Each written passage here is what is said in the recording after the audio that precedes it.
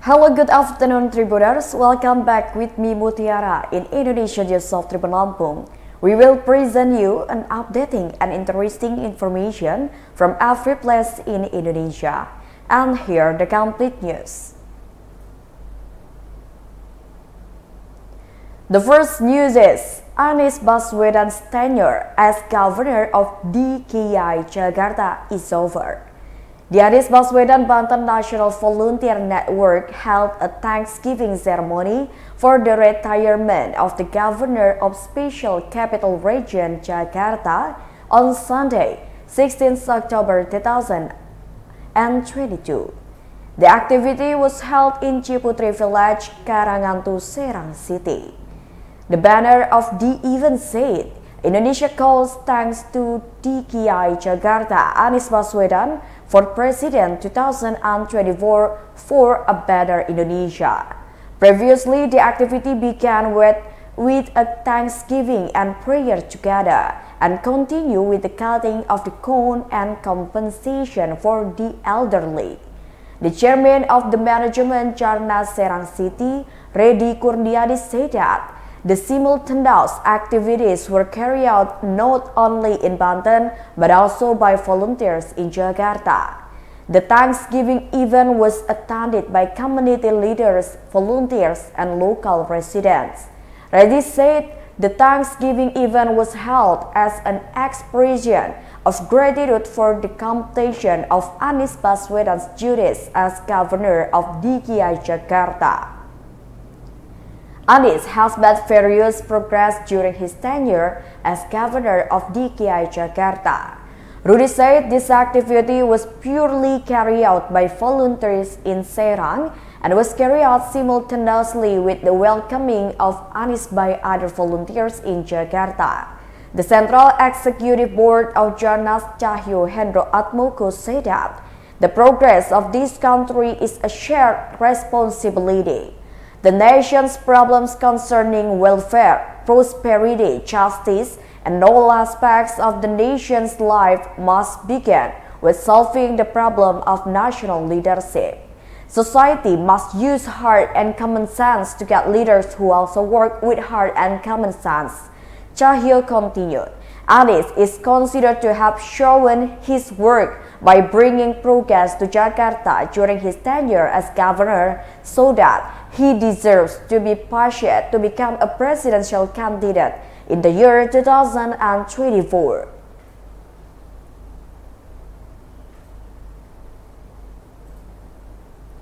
The next news is 4 trucks plunged into the river, 1 driver lost drowned.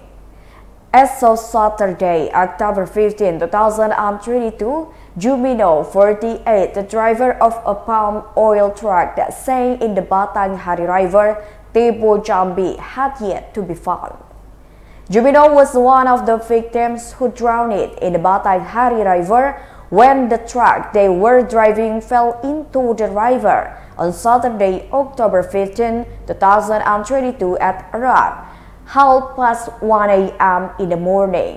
The Bungo National Search and Rescue Agency, the Regional Disaster Management Agency, the Indonesian National Army, Police of Republic Indonesia assisted, but local residents are evacuating a truck loaded with palm oil that slipped into the Batang Hari River. The resort's Deputy Police Chief, Police Commissioner Denny Mulyadi, said that 2 trucks loaded with palm oil had been successfully evacuated, but for the other 2 trucks not yet. Previously, 4 trucks loaded with palm oil drowned while crossing the Batang Hari River using a pontoon in Zabankoto Ilir District, Tebo Regency, Jambi. Information compiled by tribunjambi.com at that time of the incident was discovered that 1 person was missing when a truck loaded with palm oil fell into the Batang Hari River. So far, the victim has not been found. This was confirmed by Anthony Faction, head of the Emergency and Logistic Division of the Tebo Regency Regional Disaster Management. The incident began when the truck was about to cross the Batang Hari River using a pontoon. When the truck was in the pontoon, the condition of the pontoon was tilted because it had a leak and the 4 trucks were the farthest from the river. As a result, 1 truck driver drowned and is still being searched for, while 1 other person was seriously injured and has been taken to the Muara Bungo Hospital.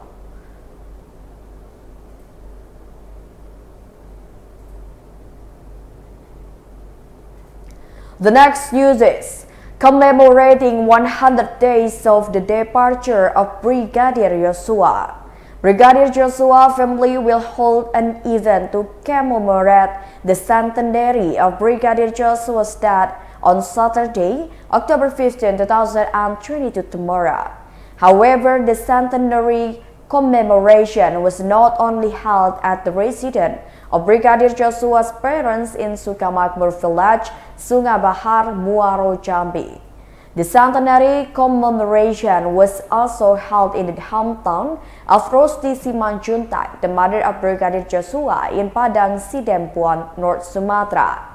In addition to the Bahar River, the centenary commemoration of Brigadier Joshua was also held in North Sumatra in Sijukit, Padang Sidempuan, at the house of his late father.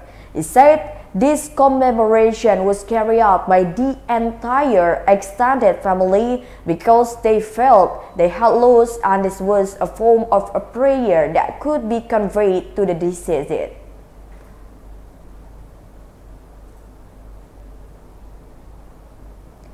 The next news is students becomes victim in accident on the Sragen-Ngawi Highway.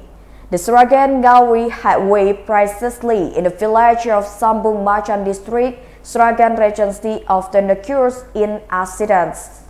Most recently, there was a collision between the Sumber Selamat bus and a Honda Beat motorcycle on Wednesday, October 12, 2022 in the afternoon. This incident caused a 21-year-old student at the Salatiga State Islamic University, Tia Wahyu Wulandari, a resident of Sambung Macan, to die at the scene. The frequent occurrence of accidents on this route makes David Effendi, a local resident, feel restless. David admits that since he was a child, he has often seen accidents. His house, which is on the edge of route Sragen-Ngawi, cannot help but meet the accident victims. David said at the location where accidents often occur because there is still minimal street light lighting. In addition, if it rains, the road condition will be slippery, so that accidents often occur. Meanwhile, the head of the Law Enforcement Unit, the Traffic Police Unit of the Sragen Resort Police, Second Police Inspector Irwan Marvianto, explained that regarding the condition of the asphalt in the Sambung Macan area, his party had carried out a check, checking the good condition with the provincial PU and the Sragen Transportation Office. The result of the inspection showed that the quality of roads in the area is good. The accident is possibly because of the rainy weather. Irwan does not deny that rain is a factor in accidents, but if the driver can control the speed, it can minimize the occurrence of accidents. He appealed to motorists to remain vigilant and always be vigilant, prioritizing safety. Pay attention to speed, road condition, and other drivers. In addition, he also appealed to drivers who are underage or children so that the participation of their families and parents always keeps an eye on them.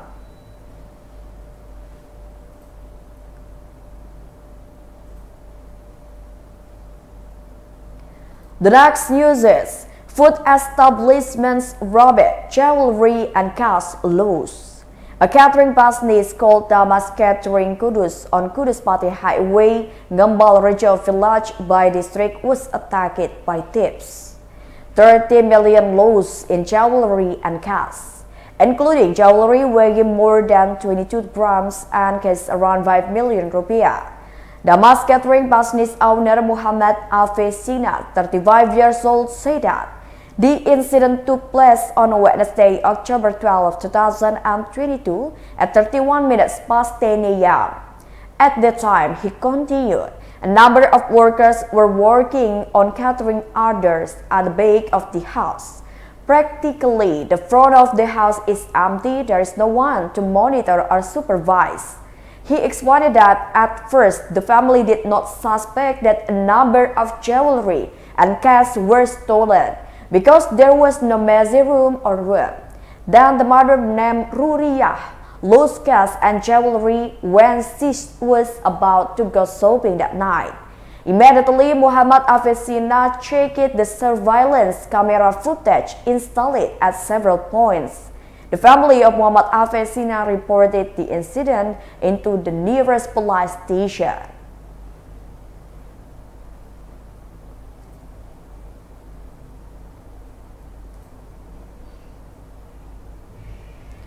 The next news is, the Mark region together with his husband participate in village head election.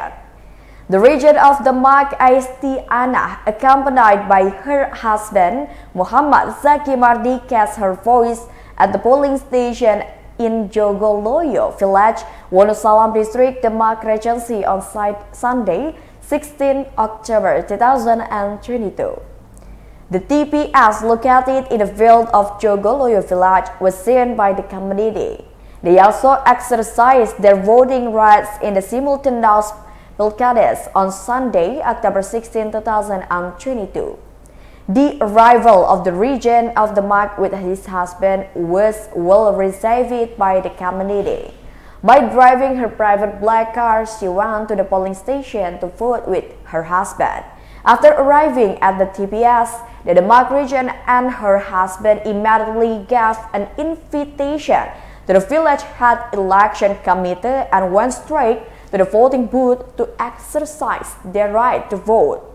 After exercising their right to vote, the region of Demak and her husband together put the ballot into the ballot box and marked his index finger as a symbol of having used his vote. After using his voice, the region and her husband immediately said goodbye to the community and committee to go straight home. The arrival of the region and her husband had caused the traffic jams because the people want to see the region of Demak.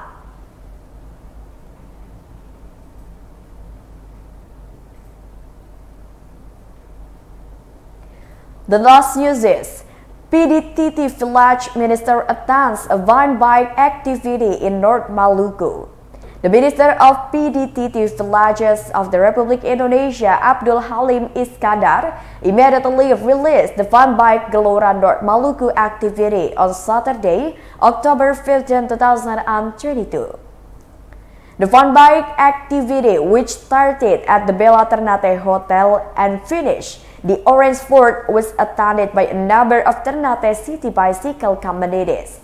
Also present were the Regional Secretary of North Maluku Province, Samsudin Abdul Qadir, and a number of officials to the leadership of the State Audit Enterprises Forum in Ternate.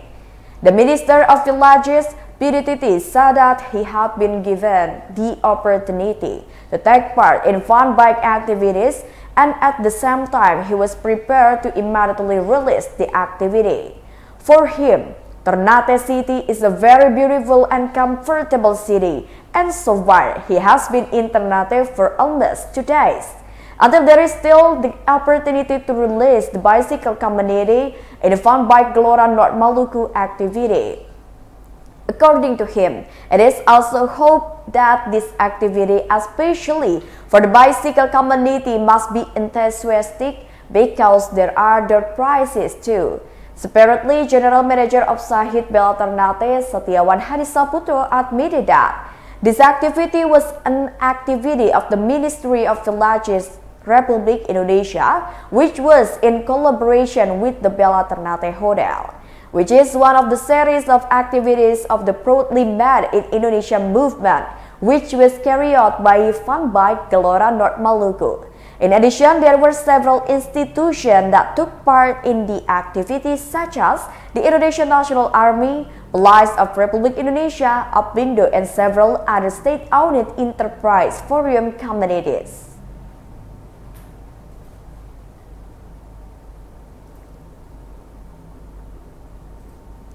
Well, I think that's all the news for today with me, Tiara. Don't forget to follow us in YouTube Tribun Lampung News Video, Facebook Tribun Lampung, Instagram Tribun Lampung, and TikTok Tribun Lampung for further information. Thank you for watching and have a nice day.